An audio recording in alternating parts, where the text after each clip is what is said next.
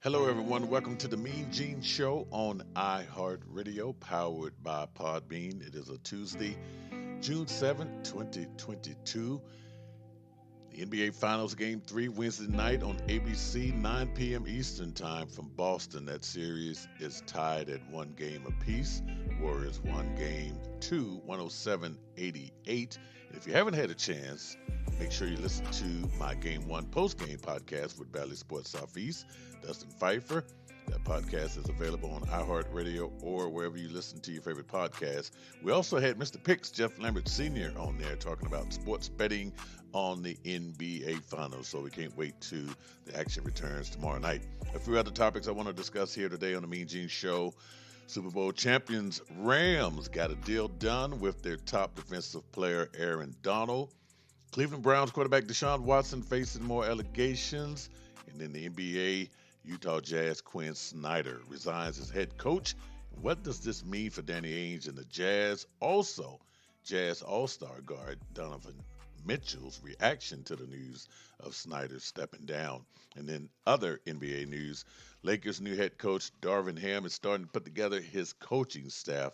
You may or may not be surprised who he asked to join his staff. Now, I'll give you a hint. He's a former player who has the all-time record for technical fouls in a single season. Okay, so now Draymond Green might be in second place. All right, so just saying. All right, so as you can see, we have so many very interesting things to talk about here today on the Mean Gene Show. And oh yeah, and if you missed the announcement last week on the show, we revealed our plans to partner with the Virgin Hotel Casino Sportsbook in Las Vegas. The sportsbook planned to open later this summer. And the Mean Gene Show, the Sports Kings, Mr. Picks, his show is titled The Picks Are In. We all will be on board there at the Virgin Casino in Las Vegas. So as more details emerge, I will share them with you. Of course, I'm looking forward to working with Mr. Picks, Rudy Reyes from the Rude Dog Show, and Dustin Pfeiffer from Valley Sports Southeast. Okay, some quick thoughts on Game 2 of the NBA Finals. Pretty much went as I had expected. We all knew the Warriors would find a way to win Game 2. Now, I'm a little bit concerned about Draymond Green and how his actions could cost them the championship. Now, some say he should have picked up a second technical foul in the third quarter of Game 2 after an incident with Celtics Jalen Brown. Now, he did pick up a technical foul after an altercation with Celtics Grant Williams. The altercation in the third quarter was forgiven by the officials. And now Draymond Green has responded to those who think he gets special treatment by the officials. That is, but it's the NBA Finals. And, like I said, I wear my badge of honor. It's not that I'm saying they necessarily treat me different. I've earned differential treatment, and I enjoy that. I embrace that. But I'm never going to let someone stand over me. I'm a man first. My kids are in the stands. I don't play by like those type of games. And so whatever happens at that point happens. Okay, now. So as the Celtics head home for games 3 on Wednesday, I expect Draymond to get a mouthful from the Celtics fans. This is what he had to say about the series moving to Boston for games 3 and 4. You have to expect the unexpected on the road. Their crowd going to be into it. Guys are going to feed off that. And you have to be ready and prepare for that. You have to take punches and throw punches back, ultimately knowing that it's you against the world in that building. And they have a great fan base. We know that. Beantown is a championship town. And so, we're looking forward to going in there and stating our case and showing who we are.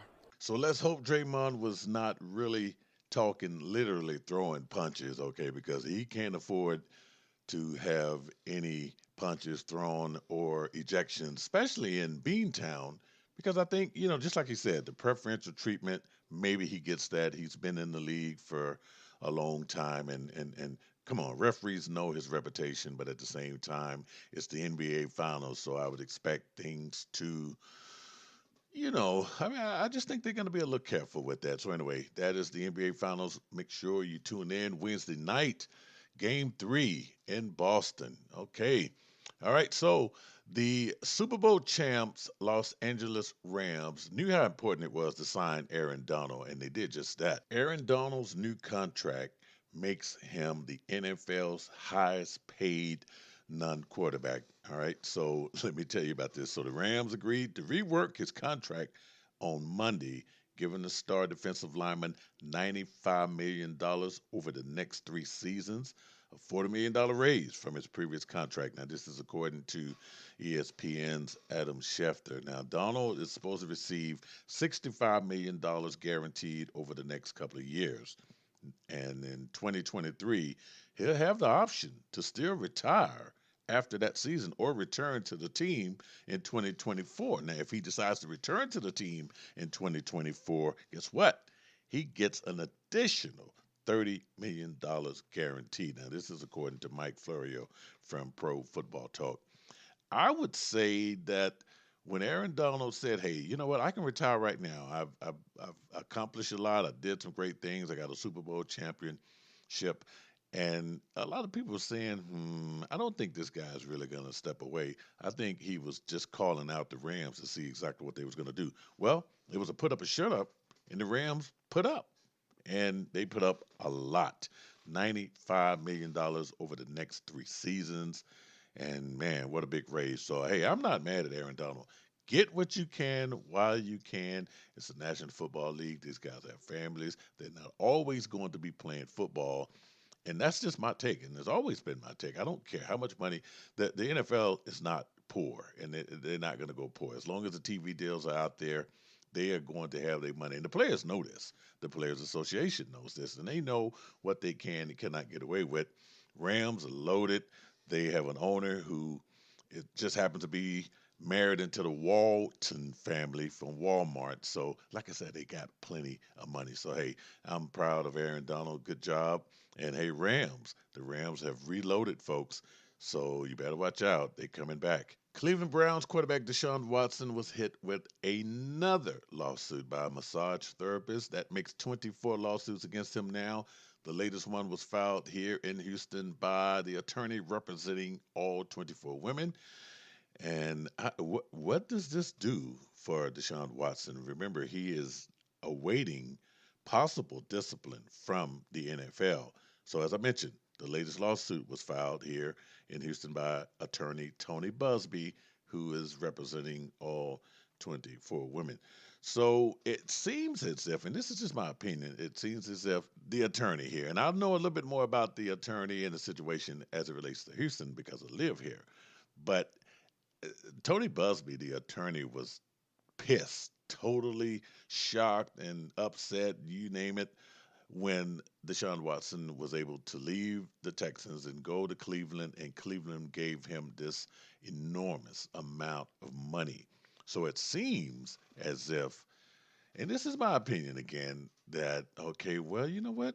All right. I just think Cleveland, and this is in Busby's words, I think Cleveland made a big mistake. I think he said that you guys are going to see this guy for who he's really is, and in so many words. And now it seems like, okay, while the NFL, because the NFL is in a very tough position, they haven't even wrapped up their investigation yet on Deshaun Watson. So we don't even know what type of discipline or if he's going to get any discipline from this. And it all depends on what happens in the court of law. But anyway, meanwhile, Busby says, okay, well, why are we playing this waiting game here? OTAs have started. Deshaun Watson is starting to get acclimated with his new teammates in Cleveland.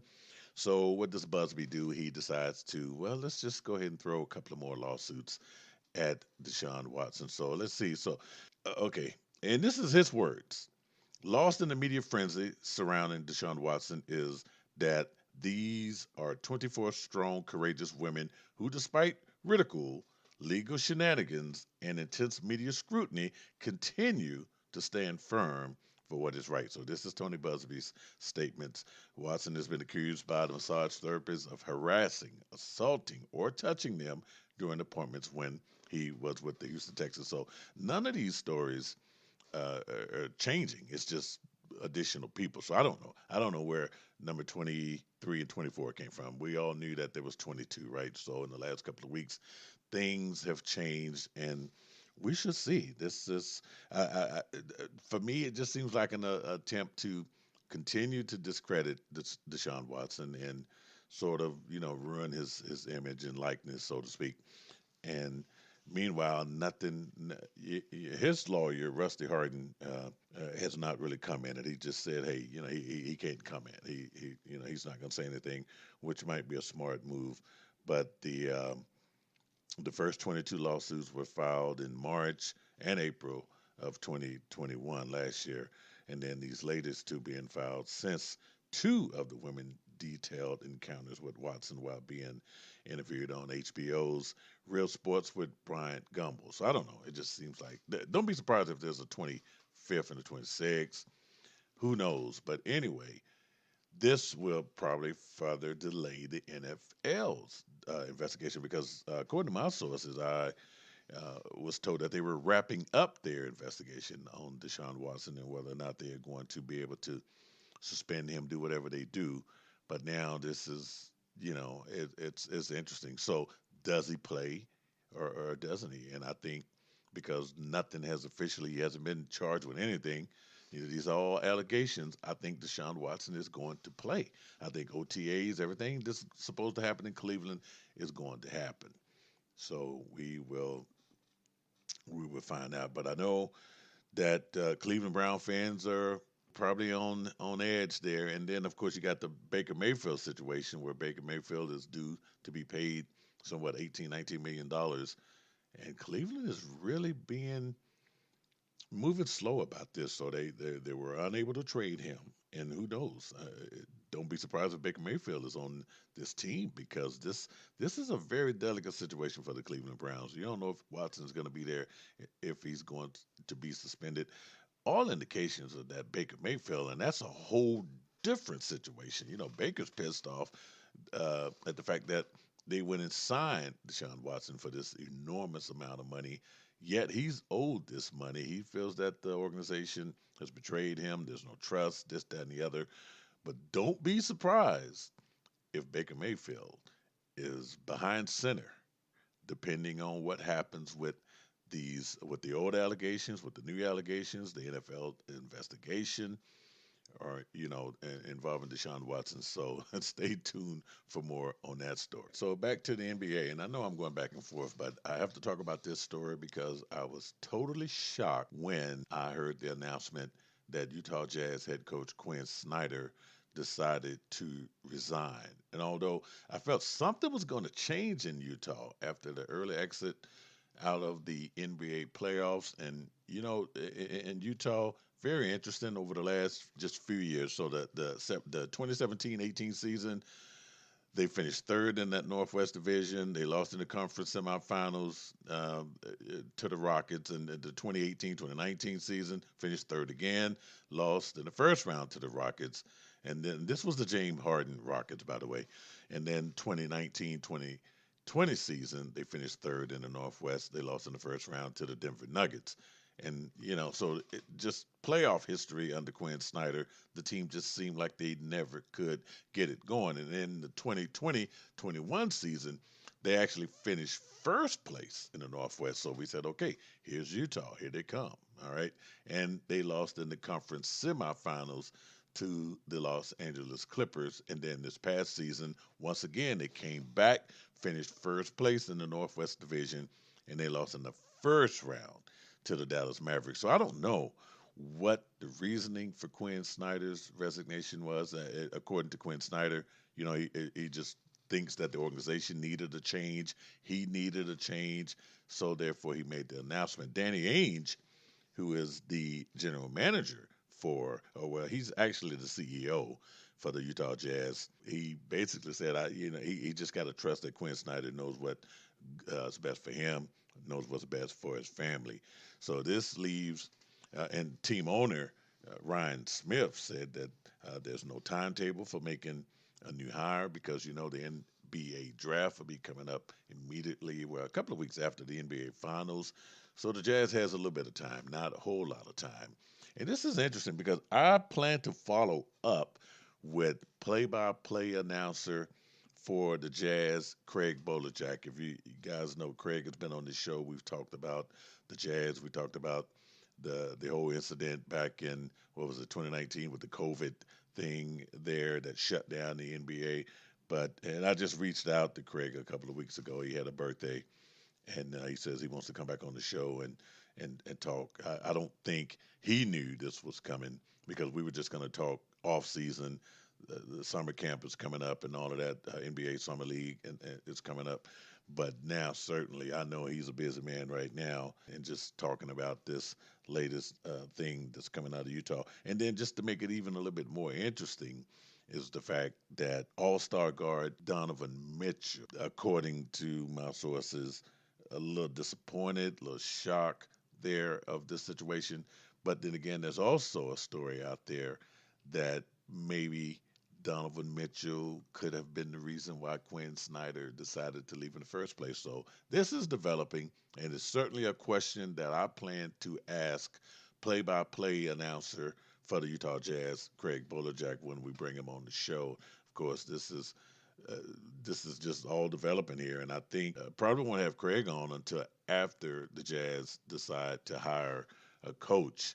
And I think there are a couple of candidates out there who might be in the running there for the Jazz coach. But this is going to be interesting. I think Danny Ainge is going to have to really play it, safe here because he hired Brad Stevens there in Boston to replace Doc Rivers. Now, Doc Rivers had won the Celtics a championship, and then Brad Stevens actually put the Celtics in a damn good position. As you know, the Celtics are in the NBA Finals right now. Brad Stevens steps down and becomes the general manager, replacing Danny Ainge. So anyway, Ainge and what I'm not hearing or who we haven't heard from is Dwayne Wade. Dwayne Wade is now part of the ownership group in Utah. So no comments from Dwayne Wade yet on Quin Snyder stepping down. But this is very, very interesting. It's going to be interesting to see where they go. And I could not see them hiring anyone without the approval of Rudy Gobert and Donovan Mitchell.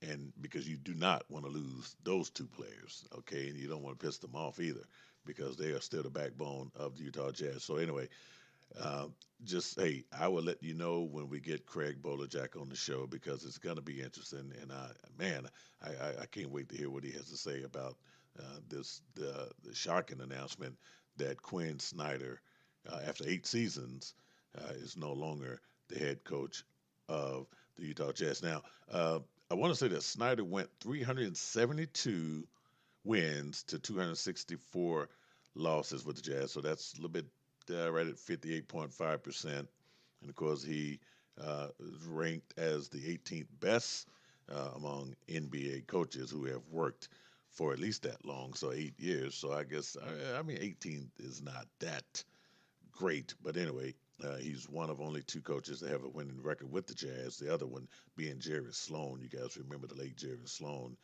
And then the Jazz were 21-30 in post games seasons under him. So someone else that type of record may have gotten you fired, but for some reason they just didn't. According to the team owner Ryan Smith, Quinn put them in a good position. There was no reason to fire him. I mean, we just went over. They went from third place, finishing third in 2017 through 2020, to the last 2 years finishing first place. But this is interesting, and that's why it's interesting to see what is really going on because it clearly shows that the team has gotten better. Finishing first in 2020 and finishing first in 2021 and the 22 season, and then not being able to advance. So I tend to think that is some disagreement there were some disagreement between Quin Snyder and the Utah Jazz players in order for him to make that clearly the organization. There was nothing there.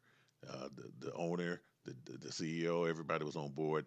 Something there, and we will find out more about this, I guarantee you. But anyway, we wish Quin Snyder may not be unemployed for long. And, I would think a couple of months ago, he was even mentioned as being the a possible candidate for the head coaching job in Los Angeles, even though the Jazz was still I think they were still in the playoffs at the time, or maybe they had already been eliminated, but his name did come up. So interesting. And I don't think he would take an assistant coach job. I'm sure Darvin Ham would love to have him on the staff of the Lakers. And we're going to be talking about that coming up here pretty soon. But anyway, Quin Snyder's out as the Utah Jazz head coach. They have only had, I think, like four or five coaches in the existence of that team. And for all you youngsters out there who didn't know where the Jazz got their name from, because as we all know, there's no Jazz in Utah. I won't say there's no Jazz, but the name came from the city of New Orleans. The Utah Jazz, formerly known as the New Orleans Jazz, they left New Orleans in 1979 and they went to Utah and they never changed their name. They remained the Jazz, which is what people know. And I could never see them changing their names. But anyway, great teams back in the New Orleans, I do remember. And then, of course, they even got better when they moved to Utah. So anyway, that is a development story as far as the players' reactions and Danny Ainge's reactions and where they go as an organization and who they bring on as a coach. Mike D'Antoni, his name could be one that is mentioned out there.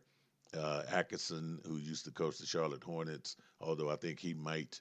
Well, he didn't coach the Charlotte Hornets. He used to coach the Brooklyn Nets, and he might be mentioned as a coach. But anyway, we'll talk more about that in the weeks to come. Speaking of Darvin Ham, the new head coach of the Los Angeles Lakers, Darvin Ham has decided to put together, or he is in the middle of putting together his coaching staff, but he has made a decision on one coach, and that's four-time NBA All-Star Rasheed Wallace has agreed on a new deal to be an assistant coach for the Los Angeles Lakers. Now, you guys remember Darvin Ham and Rasheed Wallace was part of that 2004 title team who beat the Lakers, by the way. And recently, uh, Rasheed Wallace has been on the coaching staff there at Memphis, led by head coach Penny Hardaway. And then Penny Hardaway actually hinted that Wallace is going to that he might join Darvin Ham's staff in LA. But the USA Today is actually reporting that there is a deal to be the assistant coach for the Los Angeles Lakers. So Rasheed Wallace, YouTube Rasheed Wallace. Rasheed Wallace, he played in the NBA from 1995 to 2013, and then he actually coined the phrase "the ball don't lie." Okay, so and that was something that you hear now when fans all across the NBA will say balls don't lie. When referee makes a bad call, someone goes to shoot a free throw, and they miss that first free throw, ball don't lie. I think we've all heard that. But anyway, I had give you a little teaser there early on when I hinted the fact that Rasheed Wallace at one time set an all-time NBA record for the most technical fouls in a single season. So this is really going to be interesting. I can guarantee, even from the bench, you will hear from Rasheed Wallace. He might be the assistant coach. Or a coach on the staff. I don't know if he's going to be the assistant head coach, but nevertheless, Rasheed Wallace is all in. He's intense, and it would really be nice to see him return to the NBA. I know before he went to Memphis, he did spend time as an assistant with the Pistons there. But I think Darvin Ham is putting together an incredible team. Now, this is just one coach that we know about, but I can only imagine Darvin Ham with all of the people that he has been involved with and associated with over his NBA career. It's got to be interesting to see what kind of staff he's going to put together. So we'll get more on Darvin Ham and how he's going to contribute to the Lakers coaching staff. And by the way, Darvin Ham is already starting to take charge of this organization by saying, hey, Anthony Davis, he said Anthony Davis is going to be a major part of his offense, his team. But he said Anthony Davis is going to have to be healthy. Darvin Ham is going all in, saying Anthony Davis is going to have to be healthy. He's going to have to be effective, and he's going to have to be on the court. Definitely for the greater part of an NBA season. They cannot afford to have him out injured. So it's going to be interesting to see what the the off season is going to look like for the Lakers, what training camp is going to look like for the Lakers as they get ready as Darvin Ham gets ready to make his mark as the Los Angeles Lakers head coach. All right, I think that's enough for today. Make sure you stay tuned for more NBA Finals updates here on the MeanGene Show. Dustin Pfeiffer and I will see how our predictions are going so far, and if the Celtics will head back to San Francisco with a 3-1 series lead after games 3 and 4 in Boston. I'm just saying now. I mean, if that's the case, things could get very interesting. We know there's going to be a game 5 in San Francisco, so it's all about what's going to happen in Boston, games 3 and 4. Draymond Green, you don't want to miss that tomorrow night, how that crowd is going to react. I guarantee you, the Boo Birds will probably be effective the entire game there in Boston, and how the referees are going to actually call that game in Boston. So anyway, hope you enjoyed the show. We'll see you back here once again on the MeanGene Show here on iHeartRadio, powered by Podbean.